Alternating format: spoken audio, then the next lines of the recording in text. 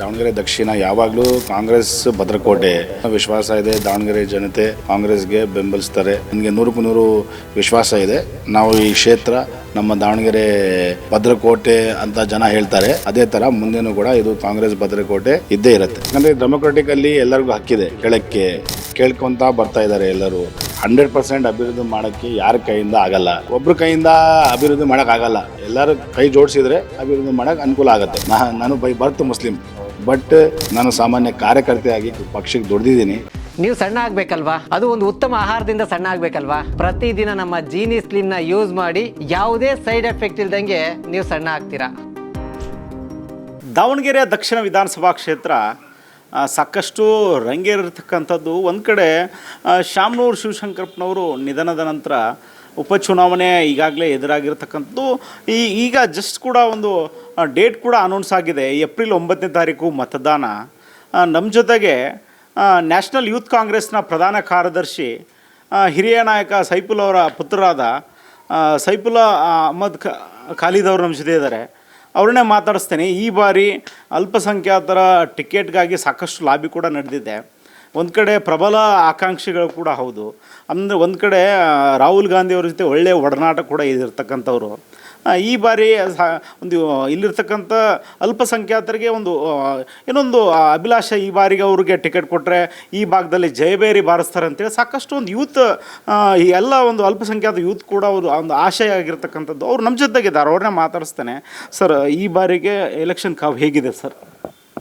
Sir, ಈಗ ನಾನು ಹೇಳಿದಂದರೆ, ಈಗ ದಾವಣಗೆರೆ ದಕ್ಷಿಣ ಯಾವಾಗಲೂ ಕಾಂಗ್ರೆಸ್ ಭದ್ರಕೋಟೆ. ಈಗಲೂ ನನಗೆ ಪೂರ್ಣ ವಿಶ್ವಾಸ ಇದೆ. ದಾವಣಗೆರೆ ಜನತೆ ಕಾಂಗ್ರೆಸ್ಗೆ ಬೆಂಬಲಿಸ್ತಾರೆ. ಯಾರೇ ಕ್ಯಾಂಡಿಡೇಟ್ ಇರಲಿ, ಇಲ್ಲೇ ಕಾಂಗ್ರೆಸ್ ಗೆಲ್ಲಕ್ಕೆ 100% ಸತ್ಯ. ಸರ್, ಇನ್ನೊಂದು ಈಗಾಗಲೇ ಡೇಟ್ ಕೂಡ ಅನೌನ್ಸ್ ಆಯಿತು, 9ನೇ ತಾರೀಕು ಸರ್, ಏಪ್ರಿಲು. ಇನ್ನೇನು ಭಾಳ ದಿನಗಳಿಲ್ಲ, ಕೆಲವು ದಿನಗಳಷ್ಟೇ ಬಾಕಿ ಇರತಕ್ಕಂಥದ್ದು. ಸರ್, ಏನೇನು ಸ್ಟ್ರಾಟರ್ಜಿ ಮಾಡ್ಕೊಂಡಿದ್ದೀರಿ ಸರ್ ತಮ್ಮ ಪಕ್ಷದಿಂದ?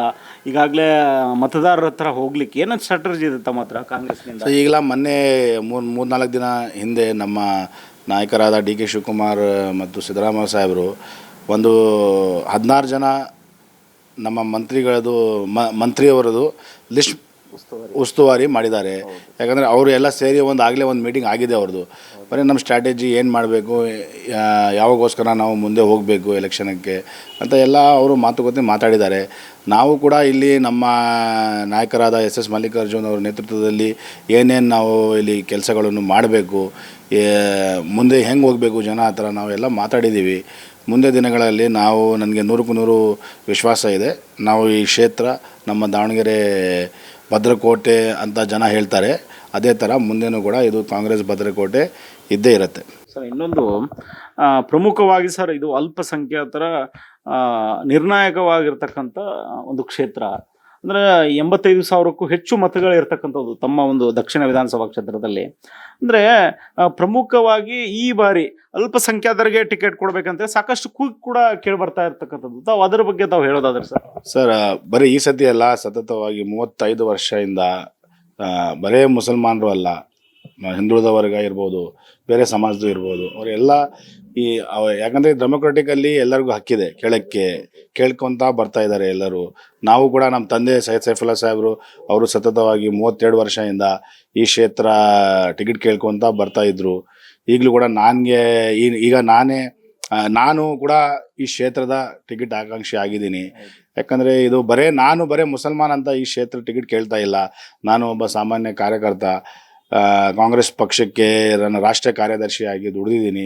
ಅದಕ್ಕಿಂತ ಮುಂಚೆ ನಾನು ಜಿಲ್ಲಾಧ್ಯಕ್ಷರಾಗಿ ನಮ್ಮ ದಾವಣಗೆರೆ ಪಕ್ಷ ಸಂಘಟನೆ ಮಾಡಿದ್ದೀನಿ. ನಮ್ಮ ಕ್ಷೇತ್ರದಲ್ಲಿ ಪಕ್ಷ ಸಂಘಟನೆ ಮಾಡಿದ್ದೀನಿ. ಅದಕ್ಕಿಂತ ಮುಂಚೆ ನಾನು ಬೂತ್ ಅಧ್ಯಕ್ಷರಾಗಿ ಕೆಲಸ ಮಾಡಿದ್ದೀನಿ. ಎಲ್ಲ ಪಾರ್ಟಿ ನನಗೆ ಏನೇನು ಜವಾಬ್ದಾರಿ ಕೊಟ್ಟಿದ್ದರು, ಬರೇ ದಾವಣಗೆರೆಯಲ್ಲಿ ರಾಜ್ಯದಲ್ಲಿ ಅಲ್ಲ, ನಾನು ಸುಮಾರು 10 ಸ್ಟೇಟಲ್ಲಿ ಕೆಲಸ ಮಾಡಿ ಪಾರ್ಟಿ ಜವಾಬ್ದಾರಿ ಏನು ನನಗೆ ಕೊಟ್ಟಿದ್ರು ಅದು ಪೂರ್ಣ ನಾನು ನಿಭಾಯಿಸಿದ್ದೀನಿ. ಸರ್, ಅಂದರೆ ಈಗ ದಾವಣಗೆರೆ ದಕ್ಷಿಣ ಅಂತ ಬಂದಾಗ ಸಾಕಷ್ಟು ಅಭಿವೃದ್ಧಿ ಆಗಬೇಕಿತ್ತು, ಆಗಿಲ್ಲ ಅಂತೇಳಿ ಸಾಕಷ್ಟು ಒಂದು ಜನರು ಕೂಗು. ಸರ್, ಯಾಕೆ ಆಗಲಿಲ್ಲ ಸರ್ ಅಭಿವೃದ್ಧಿ? ಸರ್, ಆಗಿದೆ ಸರ್. ಈಗ ನೋಡಿ ಸರ್, 100% ಅಭಿವೃದ್ಧಿ ಮಾಡೋಕ್ಕೆ ಯಾರ ಕೈಯಿಂದ ಆಗಲ್ಲ. ಈಗ ನಮ್ಮ ಸರ್ಕಾರ ಇರ್ಬೋದು, ನಮ್ಮ ಜನಪ್ರಿಯ ನಾಯಕರು ನಮ್ಮ ಮಲ್ಲಿಕಾರ್ಜುನ್ ಸರ್ ಇರ್ಬೋದು, ಅವರೆಲ್ಲ ಅಭಿವೃದ್ಧಿ ಕೆಲಸ ಮಾಡಿದ್ದಾರೆ. ಭಾಳ ಕಡೆ ನೀವು ನೋಡಿರ್ಬೋದು. ಈಗ ನಮ್ಮ ರಿಂಗ್ ರೋಡು ಒಂದು ಐತಿಹಾಸಿಕ ಪ್ರಾಜೆಕ್ಟ್ ಇದು.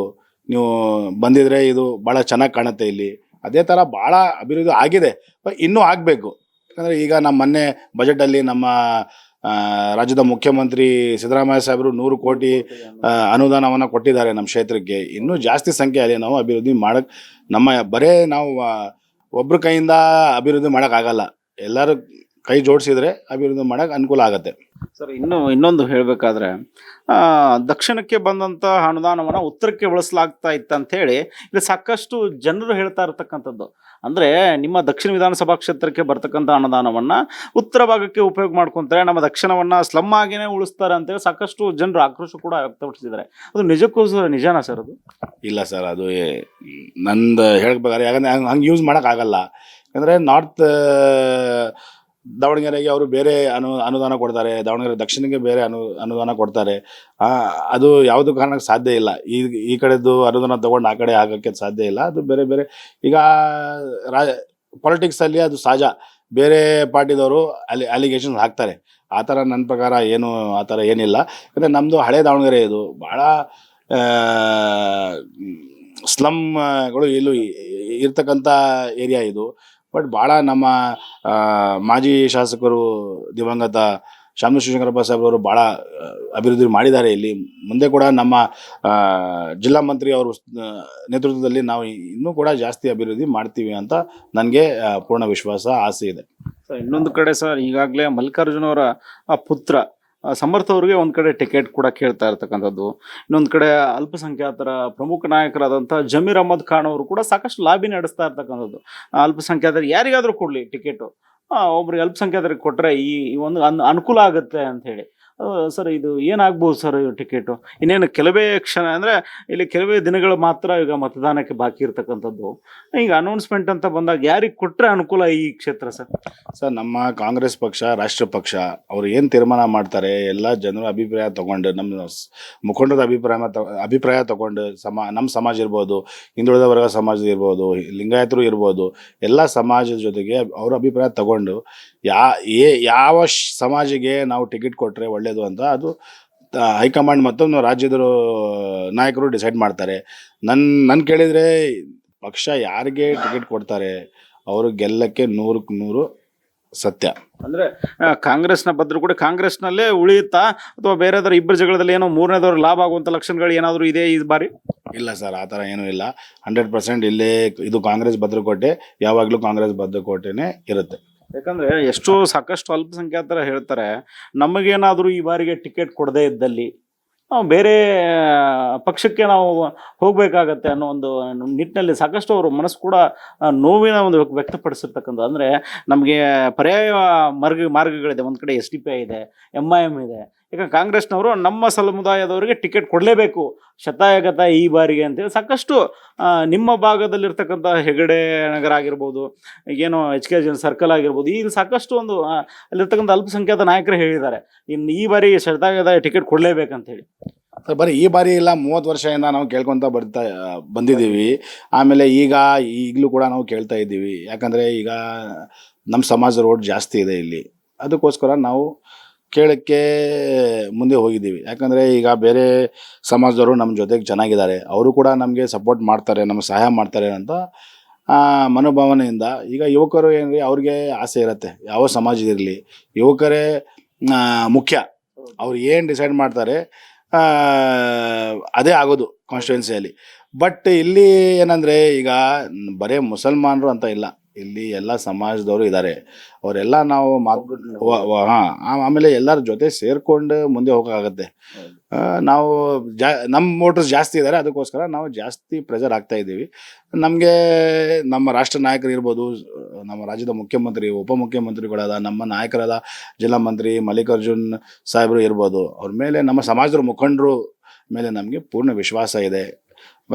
ನಾನು ಬರೇ ಮುಸಲ್ಮಾನರು ಅಂತ ನನಗೆ ಐಡೆಂಟಿಫೈ ಮಾಡಬೇಡ್ರಿ. ನಾನು ಬೈ ಬರ್ತ್ ಮುಸ್ಲಿಂ, ಬಟ್ ನಾನು ಸಾಮಾನ್ಯ ಕಾರ್ಯಕರ್ತೆಯಾಗಿ ಪಕ್ಷಕ್ಕೆ ದುಡ್ದಿದ್ದೀನಿ.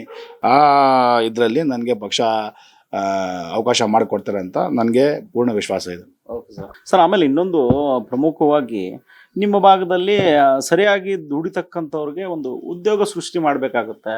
ಒಂದು ಕಡೆ ಕಾರ್ಖಾನೆಗಳಿಲ್ಲ, ಒಂದು ಸುಸಜ್ಜಿತವಾದಂಥ ಆಸ್ಪತ್ರೆ ಇಲ್ಲ, ಒಂದು ಗೌರ್ಮೆಂಟ್ ಕಾಲೇಜುಗಳ ವ್ಯವಸ್ಥೆ ಇಲ್ಲ ಸರ್.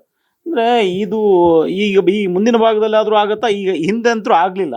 ಮುಂದೆ ಬರ್ತಕ್ಕಂಥ ಶಾಸಕರು ತಮ್ಮ ಪಕ್ಷದವ್ರಿಗೆ ಯಾರಿಗೆ ಟಿಕೆಟ್ ಕೊಟ್ಟರು ಕೂಡ ತಾವು ನಿಂತು ಮಾಡ್ತೇನೆ ಅಂತ ಹೇಳ್ತೀರಿ. ಒಂದು ಕಡೆ ತಮಗೆ ಯಾರದೇ ಟಿಕೆಟ್ ಕೊಟ್ಟರು ತಾವು ಜಯಬೇರಿ ಆದ ನಂತರ ಇವೆಲ್ಲ ಕೆಲಸಗಳಾಗುತ್ತೆ ಅಂತೀರಾ? ಏನು ಭರವಸೆ ಇದೆಯಾ ತಮಗೆ? 100% ಭರವಸೆ ಇದೆ. ಯಾಕಂದರೆ ಈಗ ಆಗಲೇ ನಮ್ಮ ಬಜೆಟಲ್ಲಿ 100 ಕೋಟಿ ಅನುದಾನವನ್ನು ಕೊಟ್ಟಿದ್ದಾರೆ ಸಿದ್ದರಾಮಯ್ಯ ಅವರು. ಅವ್ರದ್ದು ಏನಂದರೆ ಈಗ ದಾವಣಗೆರೆ ದಕ್ಷಿಣ ಅಭಿವೃದ್ಧಿ ಆಗಬೇಕು. ನಮ್ಮ ದಿವಂಗತ ಶಾಮನೂರು ಶಿವಶಂಕರಪ್ಪ ಅವರು ಪಾಪ ಭಾಳ ಅವರು ಅಭಿವೃದ್ಧಿ ಮಾಡೋಕ್ಕೆ ಭಾಳ ಟ್ರೈ ಮಾಡಿದರು. ಇದು ನಿಧನ ಕಾರಣದಿಂದ ಮಾಡೋಕ್ಕಾಗಲಿಲ್ಲ. ಇನ್ನೂ ಜಾಸ್ತಿ ಸಂಖ್ಯೆಯಲ್ಲಿ ಯಾರು ಬರ್ತಾರೆ ಮುಂದೆ, ಯಾರಿಗೆ ಪಕ್ಷ ಅವಕಾಶ ಮಾಡಿಕೊಟ್ರೆ ಅವ್ರ ಜೊತೆ ನಾವು ಕೂಡ ಇರ್ತೀವಿ. ನನಗೆ ಕೊಟ್ಟರೆ ನಾನು ಎಲ್ಲರ ಜೊತೆ ತಗೊಂಡು ನಾವು ಕೆಲಸ ಮಾಡೋಕ್ಕೆ, ಅಭಿವೃದ್ಧಿ ಮಾಡೋಕ್ಕೆ ಟ್ರೈ ಮಾಡ್ತೀವಿ. ಓಕೆ ಸರ್, ಅಂದರೆ ತಾವು ಕೂಡ ಹೇಳಿದ್ರಿ ಸಾಕಷ್ಟು ತಮ್ಮ ಅಲ್ಪಸಂಖ್ಯಾತರಲ್ಲೇ ಸಾಕಷ್ಟು ಜನ ಆಸ್ಪಿರೆಂಟ್ಸ್ ಇದ್ದಾರೆ, ಅಭ್ಯರ್ಥಿಗಳು. ಅಂದರೆ ಒಂದು ಕಡೆ ಜಬ್ಬಾರ್ ಅವರು ಇದ್ದಾರೆ, ತಾವು ಇದ್ದೀರಿ, ಅಂದರೆ ಸಾದಿಕ್ ಪೈಲ್ವಾನ್ರು ಇದ್ದಾರೆ, ಸಾಕಷ್ಟು ಜನ ಇದ್ದಾರೆ. ಅಂದರೆ ಎಲ್ಲೋ ಒಂದು ಕಡೆ ನಿಮ್ಮ ಒಂದು ಅಲ್ಪಸಂಖ್ಯಾತ ನಾಯಕರಲ್ಲಿ ಒಗ್ಗಟ್ಟಿಲ್ಲ ಅನ್ನೋದು ಕೂಗು ಕೂಡ ಕೇಳಿ ಬರ್ತಾ ಇರ್ತಕ್ಕಂಥದ್ದು, ಅದು ನಿಜಾನಾ ಸರ್? ಇಲ್ಲ ಸರ್, ಅದು ಏನು ಆ ಥರ ಏನೂ ಇಲ್ಲ. ಯಾಕಂದರೆ ನಮ್ಮ ಸ್ಟ್ರಾಟಜಿ ಇರುತ್ತೆ ಸರ್. ನಾವು ಹೆಂಗೆ ಮುಂದೆ ಹೋಗಬೇಕು ಅಂತ ನಾವು ಸ್ಟ್ರಾಟಜಿ ನಾವು ಬರೀ ಈ ಫಸ್ಟ್ ಟೈಮ್ ಅಲ್ಲ, ನಾವು 30 ವರ್ಷದಿಂದ ಕೇಳ್ಕೊಳ್ತಾ ಬರ್ತಾಯಿದ್ದೀವಿ ಟಿಕೆಟ್.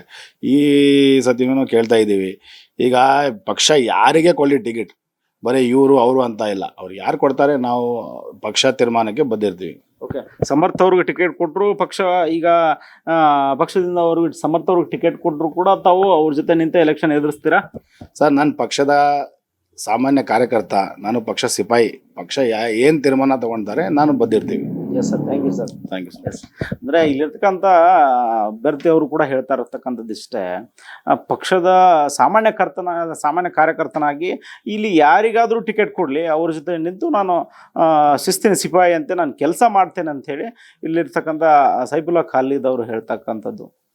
ಕ್ಯಾಮ್ರಾ ಪರ್ಸನ್ ಹೇಮಂತ್ ಜೊತೆ ಸಂಗಮೇಶ್ ಸತ್ತಿಗಿರಿ, ಕರ್ನಾಟಕ ಟಿವಿ, ದಾವಣಗೆರೆ. ನೀವು ಸಣ್ಣ ಆಗ್ಬೇಕಲ್ವಾ? ಅದು ಒಂದು ಉತ್ತಮ ಆಹಾರದಿಂದ ಸಣ್ಣ ಆಗ್ಬೇಕಲ್ವಾ? ಪ್ರತಿದಿನ ನಮ್ಮ ಜೀನಿ ಸ್ಲಿಮ್ನ ಯೂಸ್ ಮಾಡಿ ಯಾವುದೇ ಸೈಡ್ ಎಫೆಕ್ಟ್ ಇಲ್ದಂಗೆ ನೀವು ಸಣ್ಣ ಆಗ್ತೀರಾ.